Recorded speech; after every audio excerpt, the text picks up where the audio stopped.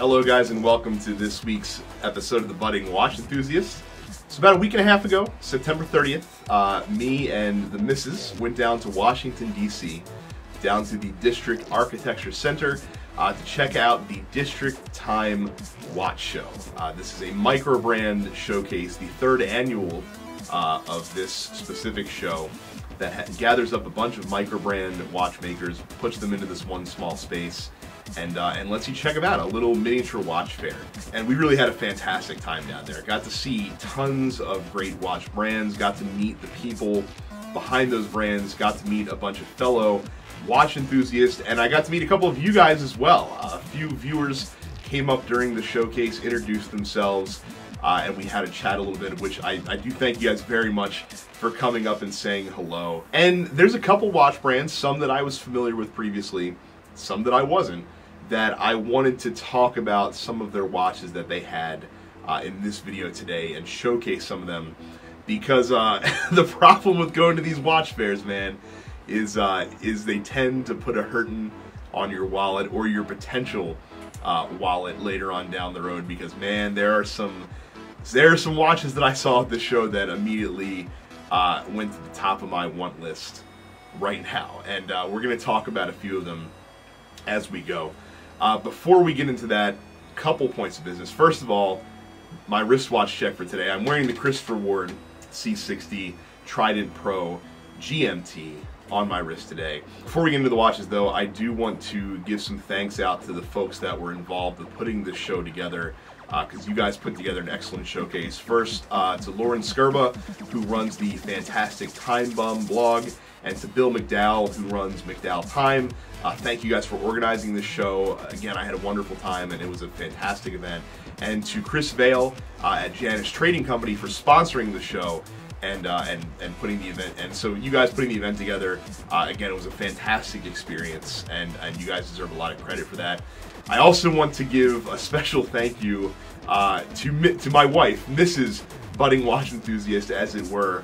She was gracious enough to help me out quite a bit in capturing the footage of this show, for helping me in terms of kind of just letting me float around doing my thing at the show. She was awesome. Never gets enough credit from me, as much as she deserves, but thank you very much for all your help. And she did it while injured as well. I want to point out she had a bum toe. She was limping around during the watch show, but she was a trooper all the same. And so again, to my wife, who I know is watching this, thank you very much for your help during this as well, and your help in getting this video put together for sure.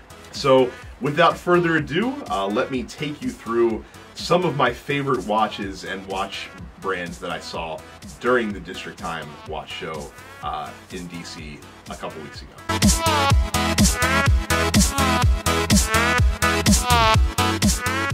So the first brand that I wanted to talk about, of course, a quick mention for Sal Baltimore. I got to meet Alan Sal, the designer of these watches, the owner of this company, which is a long time coming, and finally a chance to check out the Torsk Diver prototypes hands-on. This is a watch that hopefully we'll get to see on the channel in the future. And what you see here, by the way, is not the final outcome for the watch. Apparently, there were some issues in the prototyping, and Alan wanted to look into it and found another manufacturer. If you saw in one of the shots that I did, there was a plastic mold, so you can kind of see what the new watch is going to look like when it comes in. So yeah, look forward to checking that out later. Of course, that'll be on Kickstarter in early 2019 if you were interested, and I'll link it. And all of these companies will be linked in the description below. The next one, this is Chris Vale's company, NTH, who makes a variety of different dive watches. I may have talked about these watches before. I first got hands-on time with them at the Mid-Atlantic meetup I did a couple months ago. But yeah, I love Chris's watches. So many options in terms of the colors and the materials and you know, the styles and things of that nature. And one of the things I love about it, you can see in this side profile as I flip the watches around, that they're just so incredibly thin. Even though they have Miyota 90-15 movements in them, it makes you wonder what other brands are doing that they can't get their cases a little bit smaller. when NTH can get them down to like 11 millimeters, basically, or 10.5 millimeters. I know I'm going to own an NTH sub at one point. I just think they're fantastic, and was happy to see them here as well. The next brand, this is a really unique watch brand. This is Visitor Watches. Now, they don't have a lot of models out so far, but the stuff they have is just incredibly unique looking, just really, really interesting in design. I've never seen watches that are quite designed this way. Got to meet Phil, who runs the company, and he was a very pleasant gentleman. And this is the Vale Park that I'm holding here. Look at the decoration. That's just a Miyota 9015 that's sitting in there, and he has it decked out to the nines. Fantastic watches. I haven't found a watch from them that clicks with me. The Vale Park's pretty close, but I'm always looking forward to seeing what he has coming down the pike, just because, again, his designs are so interesting and unique. Now, these here are really interesting. This is a company called Vortic Watches, and what this company does is it actually takes old pocket watches from the early 1900s and basically refurbishes them. That's the original pocket watch movement that's inside of it. It's cleaned, it's upgraded, and it is basically retrofitted inside of a regular watch case. And they're a little bit larger, of course. Really cool, though. Very, very unique brand, and certainly worthy of checking out if you're looking for just a really unique piece. They're a little on the pricier side, of course. I think most of their watches go for around $2,000. But given what they're doing with them, considering they're sourcing all of these authentic movements and actual movements, I'd say that it's justified in the price. Very, very cool. So Drakon is a company that I've seen on the periphery and honestly didn't really think too much of, but then once I got my hands on their watches in person, I definitely think that my opinions have changed. The first watch that you saw there was the Drakon Kalahari, which I believe was successfully funded on Kickstarter recently. The one that I'm holding here is the Peregrine. And these are both interesting because they do some cool stuff with power indicator reserves, which is not something you see every day on most watches. On the Kalahari, the power reserve is built into the middle. There's actually a disc in the middle that turns as the reserve empties out, which will send those little grates that you see in the middle from white to red. And then with the Peregrine, it's actually hidden in the logo on the watch, which is really clever. I've never really seen anyone do that before, but those are very cool watches as well from Drakon. So here we are, the two brands that impressed me most, I think, at this show. The first is the Collins Watch Company. I'd never heard of these guys before, and all they have is one model out right now. They have they call it the Bronson, and it comes in a regular Flieger style or a chronograph. But the thing, upon initial looking at this, it looks like just a regular old plain run-of-the-mill Flieger watch. But when you actually dig down a little bit deeper into it, Collins has a lot of things that kind of set this watch apart just from a design standpoint. Jimmy Collins is the gentleman who started this company, and he actually also works in music. He owns a recording studio. He incorporated aspects of that into the design of these watches. And it's not obvious when you first look at it, but you have a crown that's shaped like a volume knob on a stereo. You have a seconds hand that's shaped similar to like the level, level, I don't know what it's actually called, the level hand on like a decibel meter, and things like that. So very, very cool.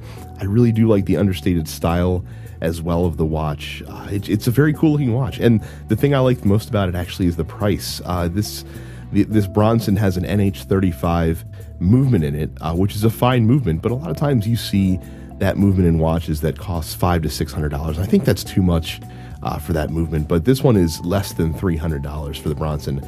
They have a new watch that's coming out soon as well, but I was actually really impressed with the Bronson, and I wouldn't be surprised if I end up picking this up at some point down the road as well. And finally, the company that in my eyes was the star of the show, and that's the Origin Watch Company. Now, you may not have heard of them because it's I don't know if they've actually had a watch that's been out yet. I know this vintage field watch, which is the first watch that you see, was successfully crowdfunded recently, and it is a very impressive watch. I like the seconds sub-dial situated there at 9 o'clock.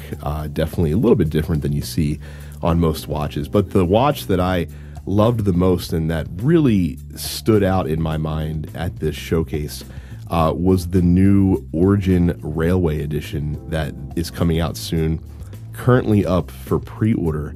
as we speak. And this thing, oh, this watch is so gorgeous. It reminds me a lot just in the design of something that you might see from a Lange & Söhne, and that's incredibly high praise.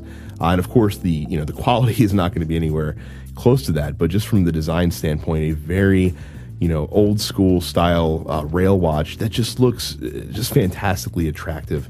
It has an enamel dial on the outer dial for the ones that you see there.